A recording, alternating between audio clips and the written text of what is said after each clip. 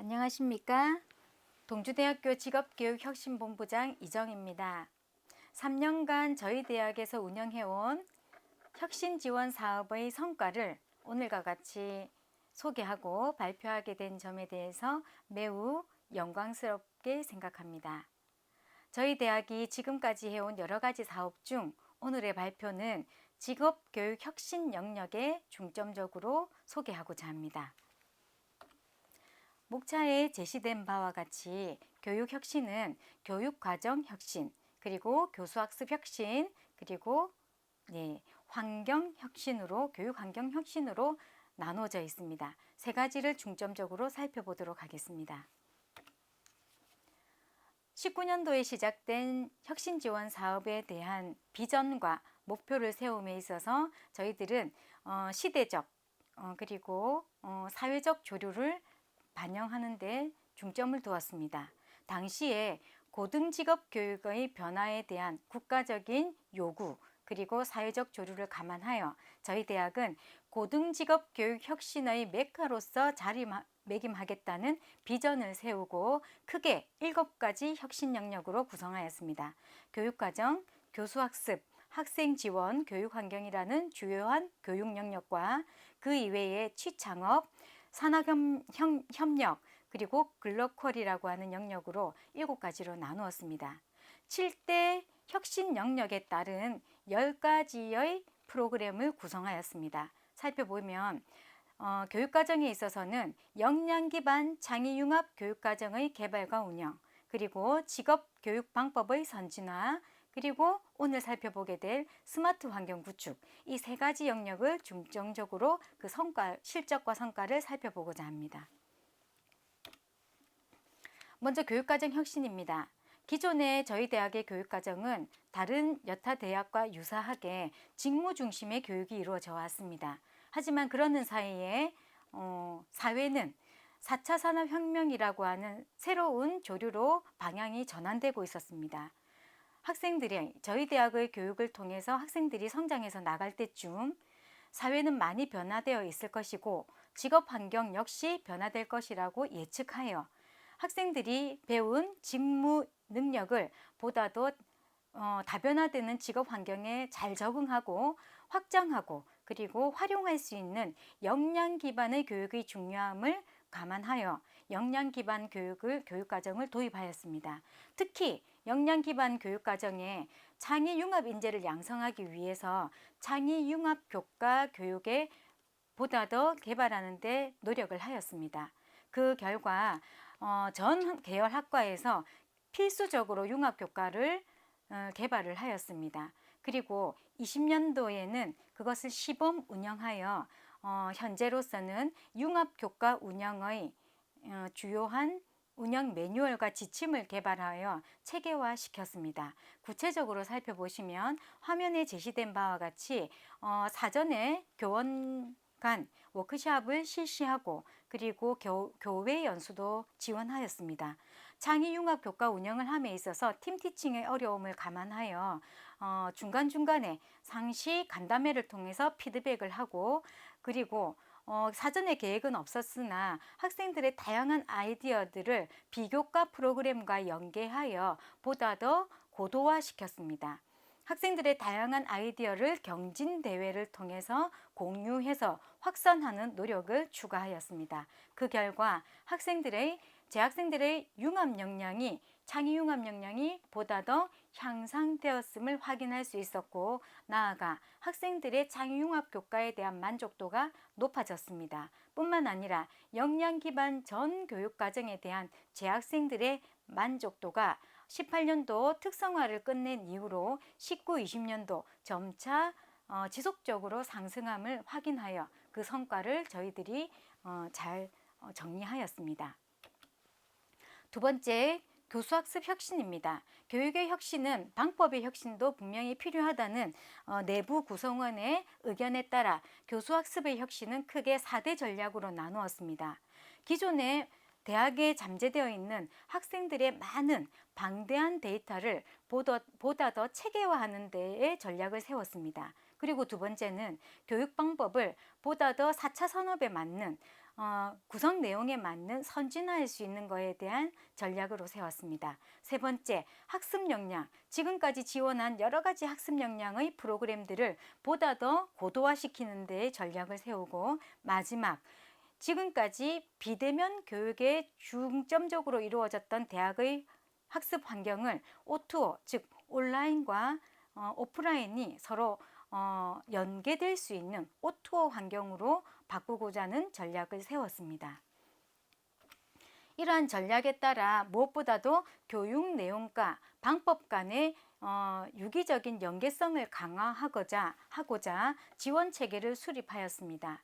이 체계를 만드는데 기저가 되는 두 가지의 원칙이 있습니다. 첫째, 인본주의 심리학에 따르면 모든 인간은 보다 더 긍정적인 방향으로 나아가고자 하는 성장의 욕구가 있다는 점을 감안하여 자발성의 원칙을 두었습니다. 즉, 교수 지원 프로그램에 교수님들이 자발적으로 참여하고 학생 지원 프로그램에 학생들이 학습에 자발적으로 참여하여 주도적인 역량을 키우는 것에 중점을 두기 위해서 자발성을 보다 더 강조하였습니다. 그래서 자발성을 키우기 위해서는 무엇보다도 수요자인 교수님과 그리고 학생들이 무엇을 요구하는지를 사전 조사를 해서 분석해 보았습니다. 그리고 교수 지원 프로그램의 경우는 담당하고 계신 교과목의 특성도 매우 중요한 학습 방법의 요인이었기 때문에 교과 유형을 분석하였습니다. 그리고 두 번째, 학생들의 학습 유형을 분석하였습니다. 그 이유는 아무리 좋은 교육이라도 효과적이려고 하면 학습자가 학습하는 방법에 따라 집중을 할 수 있고 자기 주도적으로 교육을 참여할 수 있어야 합니다. 그랬을 때 학습 스타일은 학생들의 참여를 유도할 수 있는 주요한 변수로 봤습니다. 이와 같이 교수 지원과 학습 지원의 가장 중요한 것은 자발성의 원칙을 둔 점, 그리고 두 번째, 연계성입니다. 가르치는 교수와 그리고 배우는 학습은 큰 차이가 없는 일직선상으로 보고, 이 교수와 학습을 서로 유기적인 연계를 한다면 보다 더 효과적인 학습의 효과가 나올 것이라는 전제하에 연계성을 확보하고자 노력하였습니다. 한 예로 선진교수법을 운영하시는 TBL 교수법을 적용하시는 교수님의 수업을 참여한 학생들이 있습니다. 이 친구들의 학습은 아무래도 팀별 과제가 많을 겁니다. 문제 중심이든 프로젝트 중심이든. 그렇게 되었을 때는 학생들이 조별 학습이 보다 더 강화되고 촉진되기 위해서는 학생 지원에 있어서는 스터디 그룹을 만들어서 보다 더 정규 수업에 학생들의 그룹 활동을 지원하도록 만들었다는 점입니다. 그리고 이론 중심 교과의 경우에는 학생들은 수업 시간에 듣는 개념화된 정보를 보다 더 체계적으로 정리하는 것이 필요했기 때문에 노트 정리를 필요한 특강을 듣고 그것을 학생들이 체득화하고 경진대회에 출전할 수 있도록 연계성을 두었습니다. 이와 같이 교수 지원과 학생 지원의 연계성을 보다 더 강화하기 위한 체계를 구체적으로 세우고 프로그램을 실용화하였습니다. 교수 지원 프로그램의 경우는 연계성과 그리고 자율성을 강화하기 위한 프로그램의 요구조사 결과 총 7가지의 프로그램으로 구성하여 3년간 운영해 왔습니다. 살펴본 바와 같이 선진교수법 운영, 셀프 마이크로 티칭, 전문가 마이크로 티칭, 교직 주기별 연수, 그리고 교내외 교수법 연수 이외에 소그룹 워크샵을 새롭게 도입하고 교수님들이 소그룹을 형성하여서 자유주제로서 세미나를 할 수 있는 것도 새로 도입하였습니다. 제시된 실적에 따르면 참여하시는 교수님들이 점차 증가하고 있음을 확인할 수 있었고, 최종으로 중복 참여한 교수님들을 모두 쳐서 789명의 교수님들이 자율적으로 프로그램에 참여한 실적을 확인하였습니다. 이러한 프로그램의 운영 결과 성과로 보면 18년도부터 21년간 지속적으로 강의 평가 점수가 상승하고 있음을 확인할 수 있었습니다. 학습 역량의 경우는 말씀드린 바와 같이 데이터를 체계화하는 것이 필요했습니다. 기존에 사전조사는 주로 5가지로 나누어져 있었습니다. 이러한 사전조사는 그 조사 하나로 끝이 나고 그 결과를 프로그램에 1:1 대응하여 프로그램을 만들어 왔었습니다. 하지만 학생들이 학교에 머무르는 시간은 제한되고 학습할 수 있는 시간이 제한되는 유한하다는 점을 고려하여 하나의 프로그램에 2가지 목적을 가질 수 있는, 즉 동경험, 다목적의 원칙에 따라 프로그램을 좀 더 연계성을 강화하고 생산성, 경제성을 강화하기 위해서 기초조사 역시 융합적으로 데이터를 분석하였습니다. 살펴본 바와 같이 대학생의 생활 적응 척도와 유형 검사를 차이 검증을 해보거나 학습 지원 요구 조사와 유형 검사를 교차 분석해서 좀 더 의미 있는 데이터를 도출하고자 노력하였습니다. 그 구체적인 내용을 살펴보자면 혁신 사업을 통해서 새롭게 도입한 학습 유형 검사 결과입니다. 재미있게도 저희 대학의 많은 학생들, 즉 35%의 많은 학생들이 구체적인 경험과 활동적인 실험을 통해서 의미 있는 학습을 한다라는 적응자 유형으로 나타났습니다. 그리고 25%는 추상적인 개념과 관철을 통해서 정보를 처리한다. 즉 어떤 좋은 완성되어 있는 성공적인 모델링을 보고 그리고 그 샘플을 통해서 개념을 학습한다는 융합자가 25%로 포진되어 있었습니다. 구체적인 경험을 통해 지각하고 그것을 관찰하고 다른 사람과 관계를 통해서 정보 처리할 때 보다 더 효과적으로 학습할 수 있다는 분산자의 학습 유형이 23%로 포진되어 있습니다. 그리고 마지막 추상적으로 개념화하고 정보를 지각할 뿐만 아니라 개념화되고 난 이후에 실험하고 학습한다는 수렴자 유형이 13%로 구분되어 있었습니다. 그리고 마지막 그 어떤 유형에도 들어갈 수 없는 2가지의 유형이 중복되는 중립자 유형이 13%로 포진되어 있다는 것을 확인할 수 있었습니다. 이러한 학습 유형 결과를 가지고 그러면 학생들의 학습 능력의 고저에 따라서도 차이가 있을까를 고민하여 신입생의 경우 대학생활 적응 능력의 상위자, 적응 능력의 하위자를 구분하여 T 검증에서 차이 검증을 살펴본 결과 크게 다르지 않았습니다. 역시 능력이 높거나 낮은 친구들 중에서 대부분은 적응자 유형이 제일 높았습니다. 그리고 두 번째로 분산자, 즉 이러한 결과를 통해서 저희 대학에 머무르는 재학하고 있는 학생들의 학습 유형은 구체적인 경험과 실험 그리고 관찰을 구체적인 경험을 통한 관찰을 통해서 의미 있는 학습을 한다는 것을 결론 지었습니다. 그리고 학생들이 키우고자 하는 학습 역량은 무엇인가를 조사해 보았습니다. 그 결과 역시 학습 유형, 적응자, 융합자, 분산자 대부분이 유사한 요구를 하고 있다는 것을 확인하게 되었습니다. 중간표에 보시다시피 첫 번째, 성실한 학습 태도와 습관 빈도가 가장 높았습니다. 두 번째, 스트레스와 그리고 시간 관리 능력을 많이 요구하고 있었고 네 번째는 설득력 있는 말하기 능력 그리고 그 위에도 자기주도적 학습 능력을 요구하고 있다는 것을 확인할 수 있었습니다.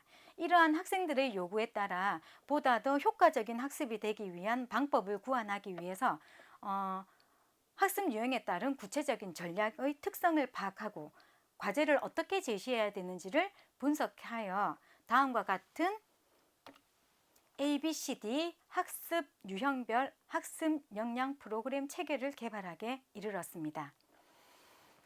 화면에 보시는 바와 같이 학습 목표로 하고 있는 학습 역량은 크게 4가지로 기초학습 능력, 자기주도 학습 능력, 창의융합 능력, 그리고 전공 직무 능력 4가지로 구분하였습니다.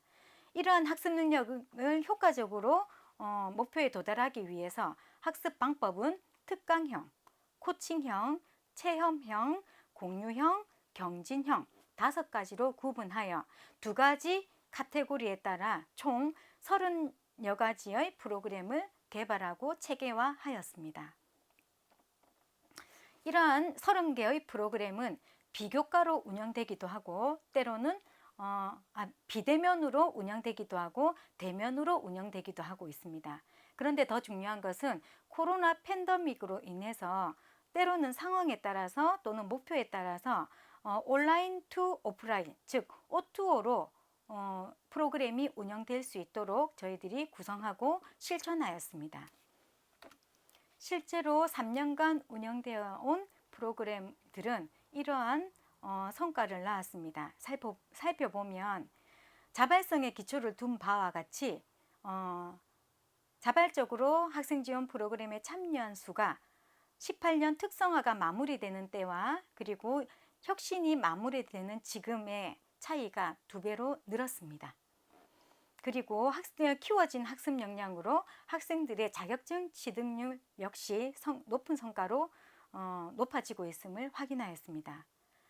이러한 것에서 저희들은 정말 궁금했습니다. 지금까지 저희들이 지원한 학습 역량 프로그램에 참여한 학생과 참여하지 않은 학생 간의 성적은 어떻게 차이가 날까 하고 살펴본 결과 20년, 21년 그동안 누적된 학습 역량을 통해서 참여한 학생들이 보다 더 의미 있는 높은 성적을 보이고 있었습니다. 이러한 결과를 통해서 저희들은 학습 역량 지원의 어떤 성과를 눈으로 그리고 자체평가를 통해서 눈으로 확인할 수 있었습니다. 다음은 스마트 환경 구축입니다. 기존에 저희들이 교수학습 전략은 O2O로 전략을 세웠습니다. 하지만 이런 전략에 따른 실천이 보다 더 촉진될 수 있었던 계기는 아무래도 코로나 팬데믹이었습니다. 온라인 수업보다는 오프라인을 주로 해오던 저희 대학에서 20년 1학기 처음으로 80% 이상이 모든 교과가 온라인으로 운영되어야 했습니다. 이미 전략상 O2O로 만들겠다라는 전략을 갖고 있었기 때문에 구안을 하고 있는 중이었는데 기존에 있는 CMS에 온라인 컨텐츠를 저희들이 탑재하면서 학생들의 학습 데이터를 축적시켰습니다. 20년 1학기 온라인 수업이 이루어지고 난 이후 학생들의 학습 패턴을 분석해 본 결과 동일한 교과목이라 할지라도 교수님들께서 만들어진 컨텐츠 그리고 컨텐츠에 따라서 운영 방식에 따라서 학생들의 학습 유지 그리고 집중도는 다르다는 것을 분석하게 되었습니다. 이러한 분석 자료를 기초로 LMS를 구축하는데 보다 더 발빠르게 움직였고 LMS 안에는 기본 학생들의 정규 수업 운영에 대한 교수님과 학생 간의 상호작용뿐만 아니라 비정규 프로그램의 컨텐츠 역시 LMS를 통해서 학생들이 학습에 참여하는 것을 저희들 참여하도록 구성하였습니다.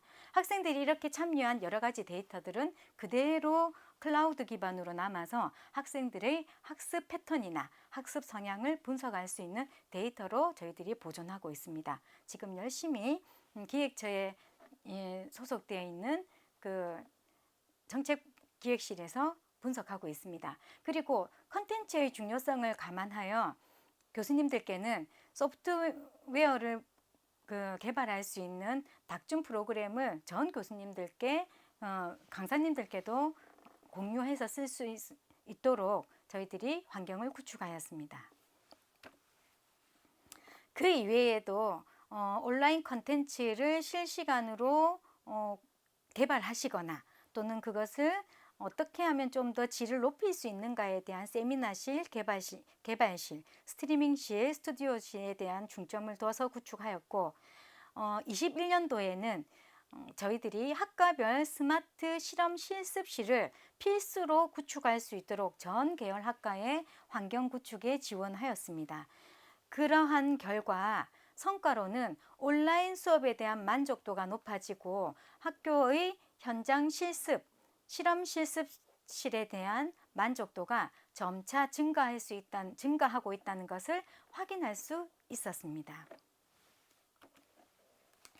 이상에서 저희들이 3년간 운영해온 여러 가지 사업의 실적에 따라 종합적인 성과가 무엇인지를 확인해 보고자 자체평가를 실시해 보았습니다. 그 결과 다양한 사업 영역 중 역량 기반 창의융합 교육 운영과 직업교육 방법의 선진화, 그리고 학생 지원 고도화와 스마트 환경 구축이라는 네 가지 영역이 타 영역에 비해서 상대적으로 높은 성과를 나타내고 있음을 확인할 수 있었습니다. 교육의 결과는 무엇보다도 학생들의 역량이겠죠.